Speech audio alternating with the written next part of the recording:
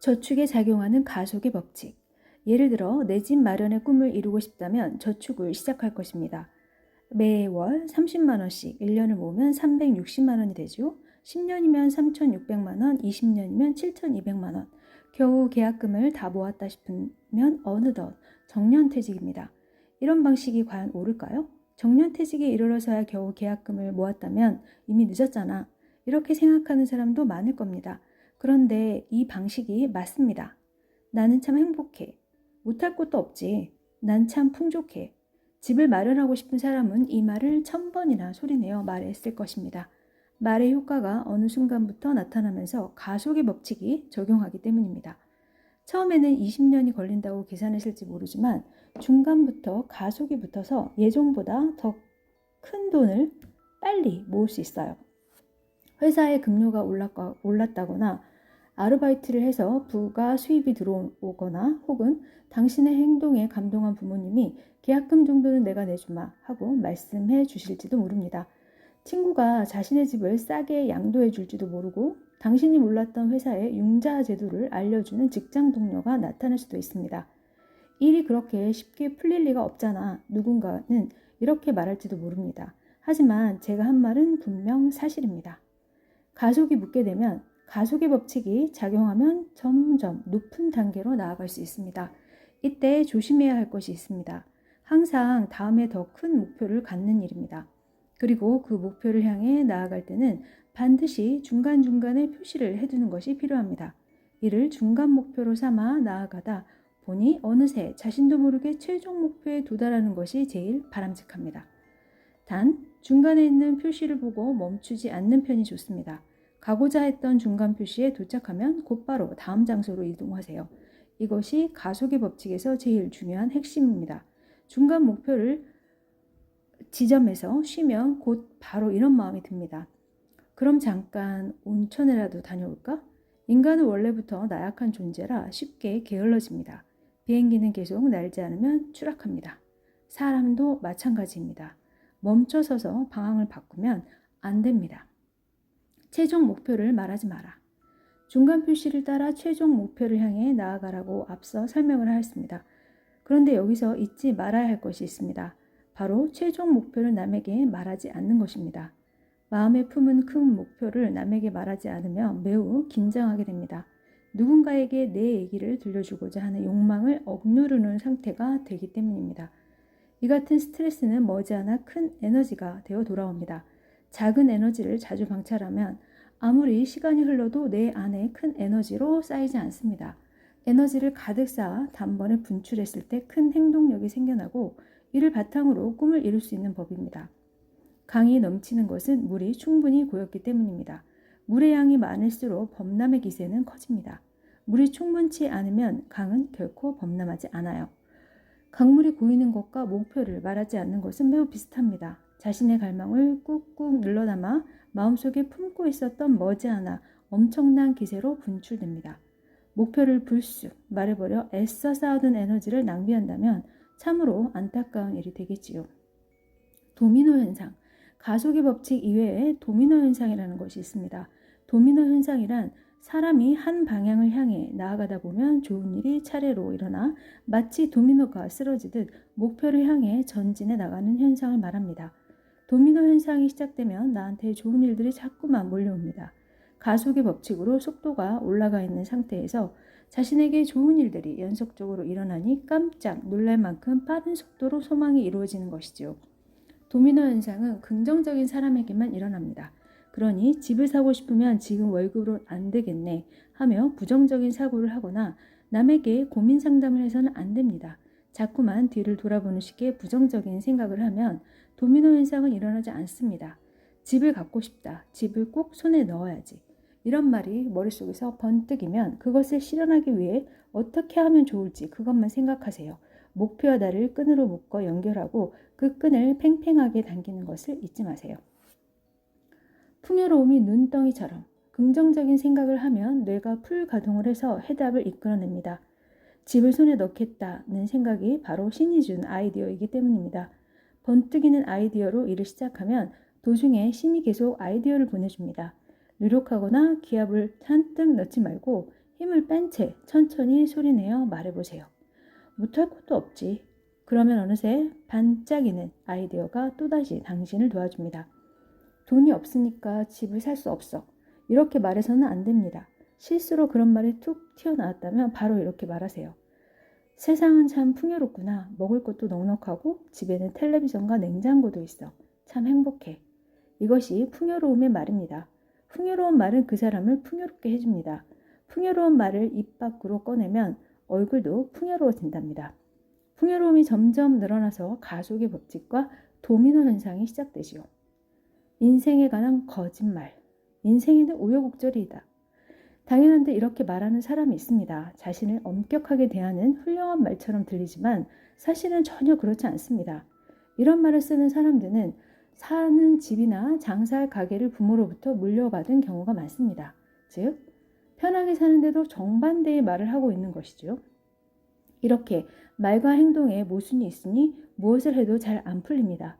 행동과 말이 모순되는 것 정도야 문제가 될 게 없겠지만 우여곡절이 많은 인생을 보내는 사람이야말로 이런 말을 소리내어 해야 합니다. 나는 참 행복해. 나는 참 풍족해. 이런 모순은 언젠가 이 사람을 행복하게 해줍니다. 일은 놀이처럼. 저는 먼 훗날 우리가 이 세상을 떠나면 저 세상으로 간다고 믿습니다. 저 세상에는 천국과 지옥이 있지요. 천국에 가려면 이 세상에서 수행을 해야 합니다. 그런데 수행이라는 말을 들으면 어쩐지 괴롭고 힘든 일이 연상됩니다. 중요한 점은 괴로운 수행으로는 천국에 갈 수 없다는 사실입니다. 즐겁게 수행해야 천국에 갈 수 있습니다. 아마 다른 사람들 눈에는 제가 매일 노는 것처럼 보일 것입니다. 하지만 저는 수행을 하고 있는 것입니다. 이런 방식을 놀이로 하는 수행이라고 부릅니다. 사실 우리가 태어나서 지금까지 하는 모든 일이 수행이자 놀이입니다. 하지만 대부분의 사람들은 일을 할 때도 놀이를 할 때도 심지어 가정에서 머무를 때도 너무 진지하게 행동합니다. 지나치게 진지하기 때문에 작은 일에도 눈을 부릅뜨며 화를 내는 걸지도 모릅니다. 일을 놀이라고 생각해 보세요. 그러면 어떤 문제가 발생해도 화를 낼 필요가 없습니다. 배려는 손님에게.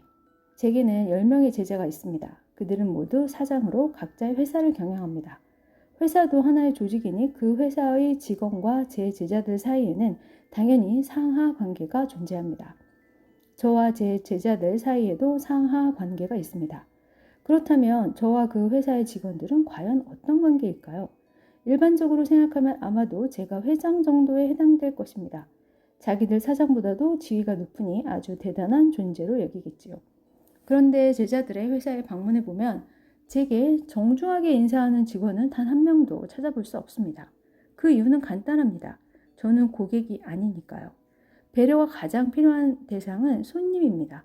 저는 앞으로도 고객이 될 일이 전혀 없는 사람입니다. 그런 제게 마음을 쓰는 것만큼 쓸데없는 일도 없습니다. 화내지 않는 이유. 저에게 신경 쓸 필요가 없으니 직원들은 아주 즐겁게 일합니다. 괜한 데 마음을 쓰지 않아도 되니 집중력도 높아지고 실적도 향상되지요. 재미있는 건 저를 발견하면 다들 손뼉을 치며 즐거워한다는 겁니다. 흔히 사람들은 실수하거나 실패하지 않을까 하는 불안감 때문에 작은 일에도 눈을 부릅뜨고 화를 냅니다. 하지만 절대 실패하지 않는다고 반드시 일이 잘 풀릴 거라고 생각하면 화를 내고 싶은 마음은 들지 않습니다. 회사에서 제게 꾸중을 들은 직원은 단 한 명도 없습니다.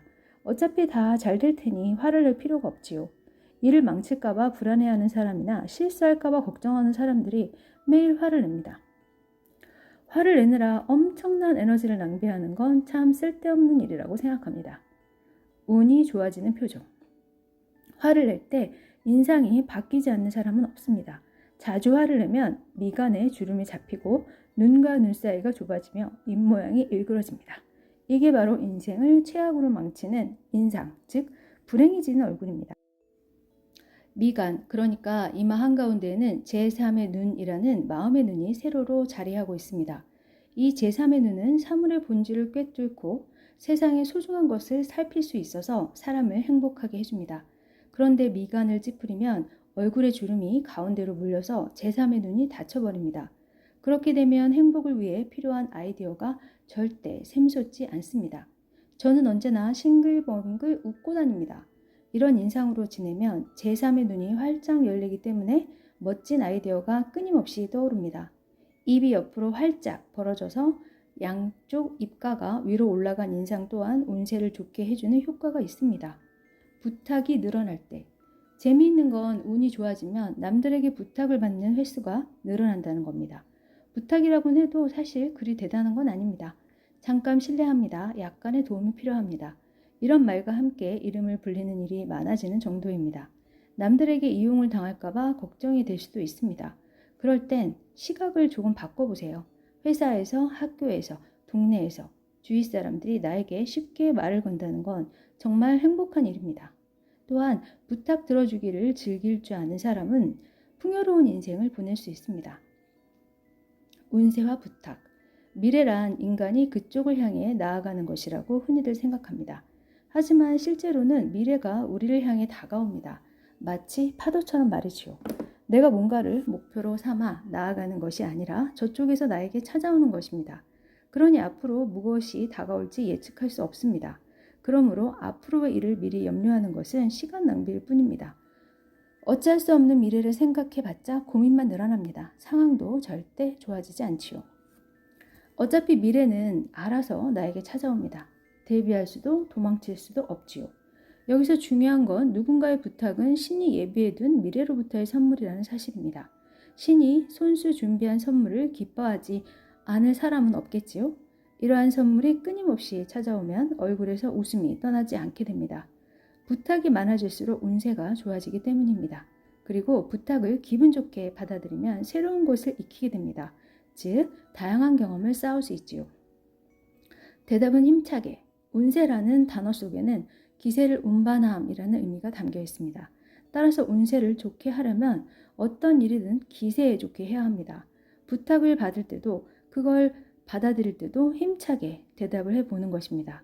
이 같은 태도로 부탁을 수락하고 자꾸 도와주다 보면 자연스럽게 자신이 잘하는 분야가 생깁니다.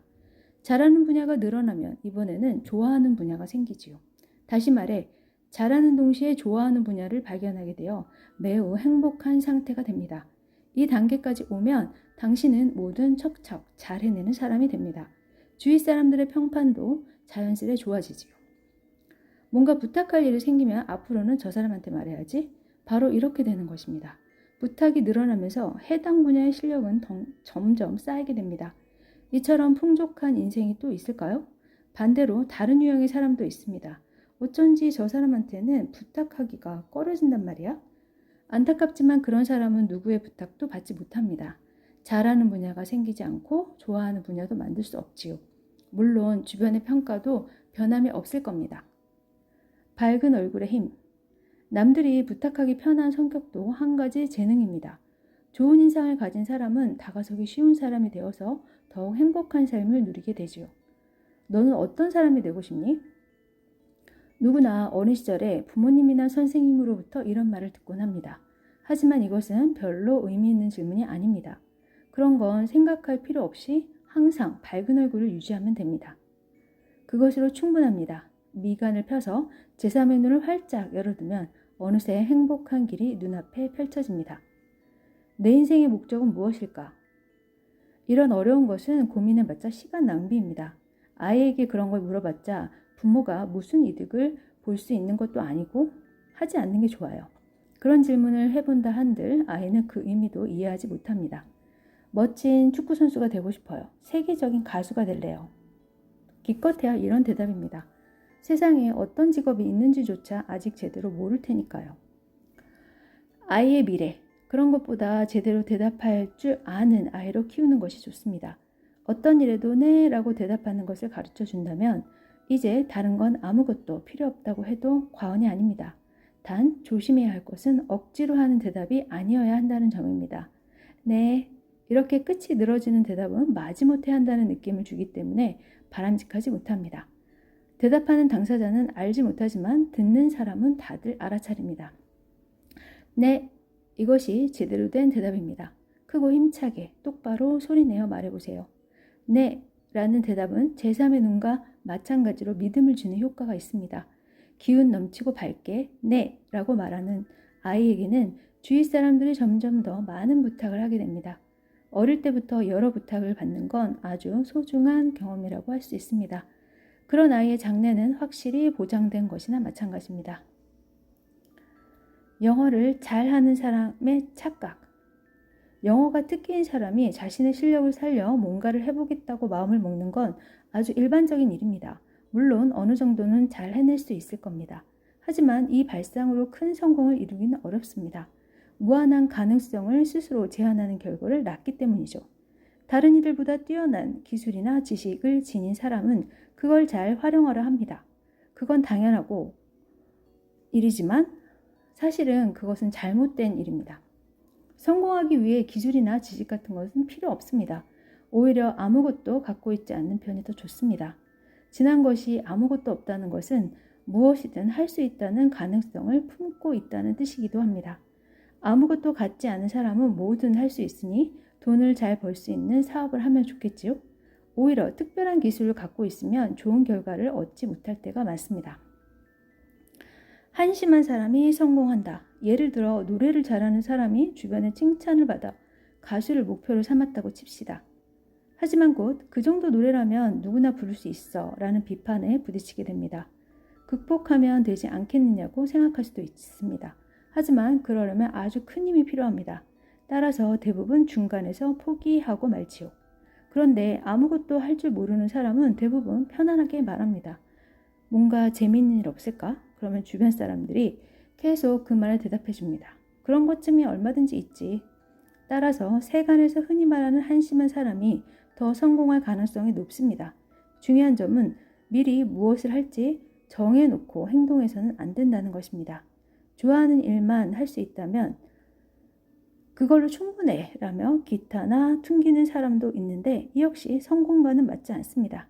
자신의 특기를 살려 뭔가를 해보겠다거나 좋아하는 일을 한다는 사실에 그저 만족하면 머지않아 가난의 파동이 생기기 때문입니다.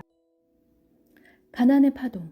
가난의 파동이란 가난을 향해 가는 부정적 에너지, 즉 마음의 가난을 의미합니다. 가난의 파동을 멈추게 하지 않으면 아무리 애를 써도 행복해질 수 없습니다. 반대로 풍요의 파동이라는 것도 있습니다. 둘 다 파동이기에 주변으로 쭉쭉 뻗어나갑니다.